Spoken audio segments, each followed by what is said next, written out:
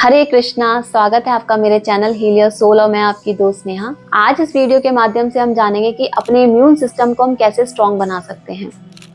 इसके बहुत सारे कारण हैं, लक्षण हैं और यौगिक ट्रीटमेंट भी है जो मैं आपको इस वीडियो में बताऊंगी। और इस वीडियो को आप स्किप ना करें, पूरा वीडियो देखें, इस वीडियो में बने रहें। तो सबसे पहले हम जानते हैं इम्यून सिस्टम के वीक होने का, कमजोर होने के कारण क्या है। सबसे पहला कारण है ऑक्सीजन, क्योंकि हमारी सांसें ही हमारे इम्यून सिस्टम का बेस होती हैं। ये आपने कोविड टाइम पे भी देखा होगा, आपको ऑक्सीजन की वैल्यू समझ में आई होगी कि उस टाइम इम्यून सिस्टम जिसका वीक था उसको कोविड बहुत जल्दी हो रहा था और उस वजह से बहुत ज़्यादा दिक्कतें आ रही थी।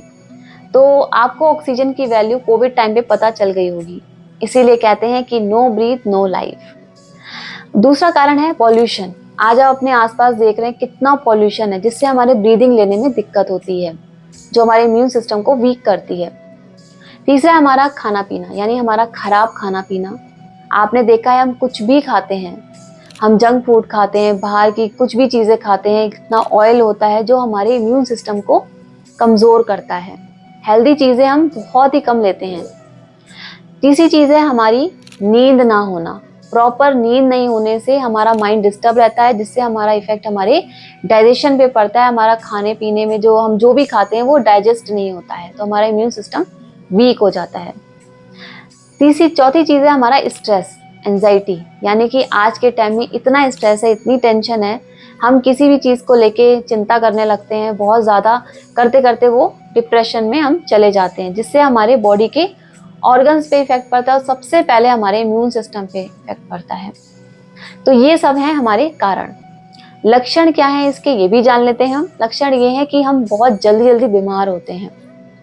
इसका एक सिम्टम्स आप देख सकते हैं कि जब मौसम चेंज होता है तो कुछ ही लोग बीमार होते हैं, तो और कुछ लोग, और ज्यादातर लोग बीमार नहीं होते हैं। तो इसका मतलब ये है कि खराबी मौसम की वजह से नहीं है, यानी कि हम मौसम की वजह से बीमार नहीं होते हैं, हमारे सिस्टम में ही कहीं ना कहीं गड़बड़ होती है, इस वजह से हम जल्दी जल्दी बीमार होते हैं, क्योंकि हमारा इम्यून सिस्टम इतना वीक होता है कि वेदर के चेंज होने से उस पर इफेक्ट पड़ता है। तो अब ये सारी परेशानी तो हमने जान ली कि इसके कारण क्या है, लक्षण क्या है, अब इसको हम ठीक कैसे करें। तो आज मैं आपको इस वीडियो के माध्यम से कुछ प्राणायाम बताऊंगी, यानी कि 3 प्राणायाम बताऊंगी। उसका अभ्यास आप घर बैठे कर सकते हैं। अगर इसका अभ्यास आप प्रतिदिन करेंगे तो आप जो रोज की चीजों से लड़ते हैं, आप सोचते हैं कि ये चीजें हम खा नहीं सकते, डाइजेस्ट नहीं होगी, तो आप ये प्राणायाम प्रतिदिन करेंगे तो आप अपने इम्यून सिस्टम को स्ट्रॉन्ग बना सकते हैं।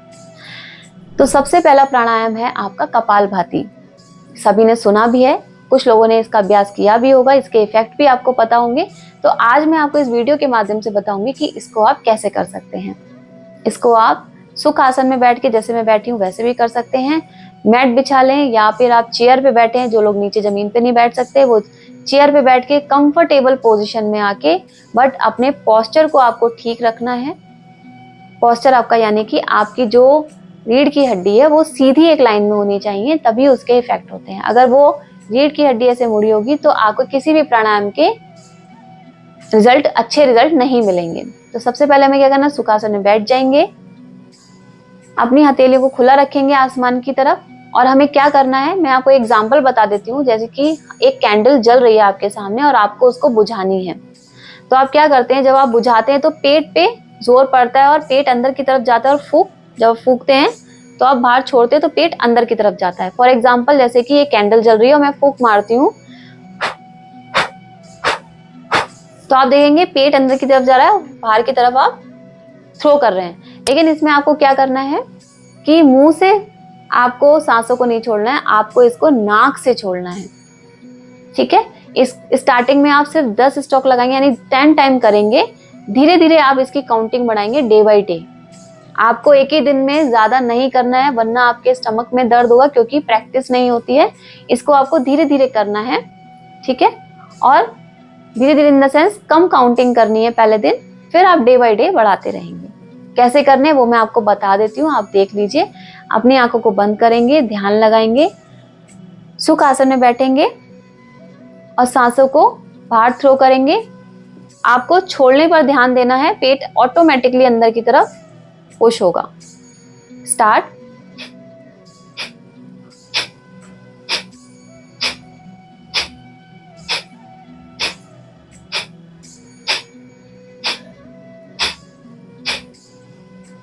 इस तरह से आपको करना है इसका अभ्यास। ये हो गया हमारा पहला प्राणायाम।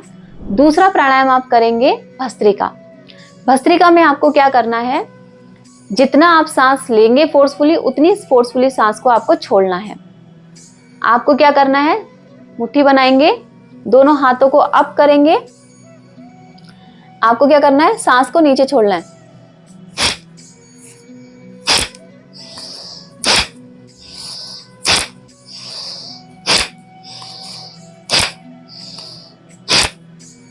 इस तरह से, यानी कि आपको फोर्सफुली सांस लेनी है, फोर्सफुली सांस को छोड़ना है।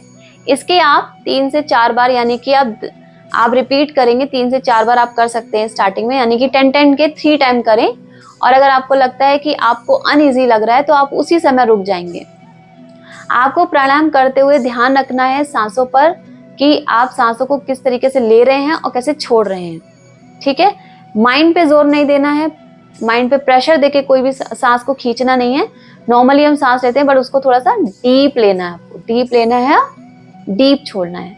अगेन मैं एक बार आपको फिर से करके दिखाती हूँ। मुट्ठी बनाएंगे, हाथों को ऊपर ले जाएंगे, एंड अगेन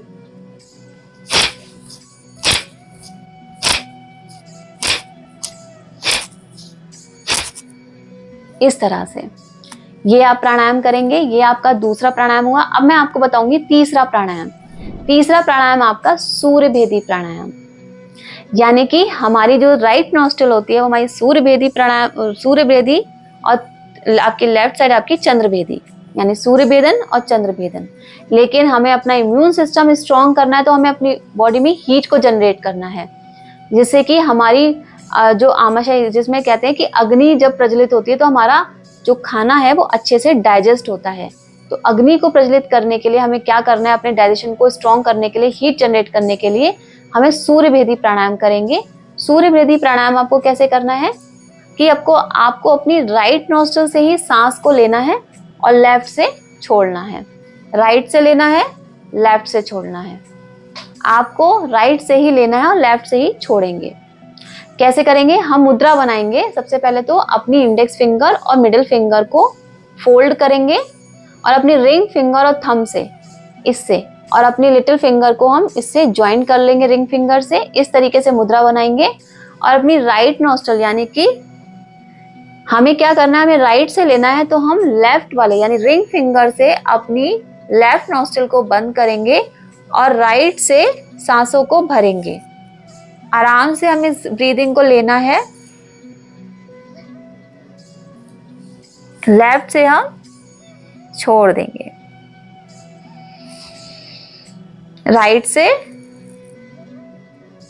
देन लेफ्ट से एक्सेल।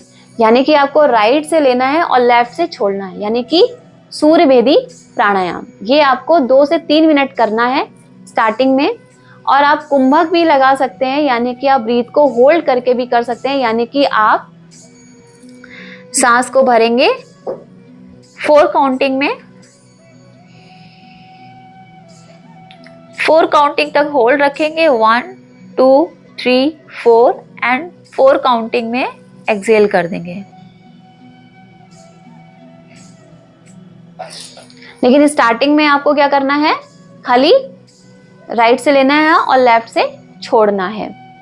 तो ये मैंने आपको 3 प्राणायाम बताए हैं जो आप घर बैठे कर सकते हैं। सांसों पर ध्यान लगाएंगे, और आपको ये ध्यान देना है कि जब भी आप ब्रीथ ले रहे हैं तो दिमाग, यानी कि अपने मस्तिष्क पे जोर लगा के आपको सांस को नहीं खींचना है। सांस आप जैसे नॉर्मल लेते हैं वो लेंगे, बस उस पर ध्यान लगाकर थोड़ा सा डीप लेंगे।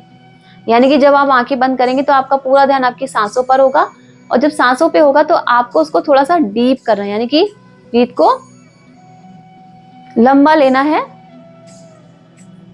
और लंबा धीरे धीरे छोड़ना है। ब्रीदिंग की एक्सरसाइज अगर आप ये कंटिन्यू करेंगे, आपको इसके रिजल्ट दिखने शुरू हो जाएंगे, आपको फर्क दिखेगा।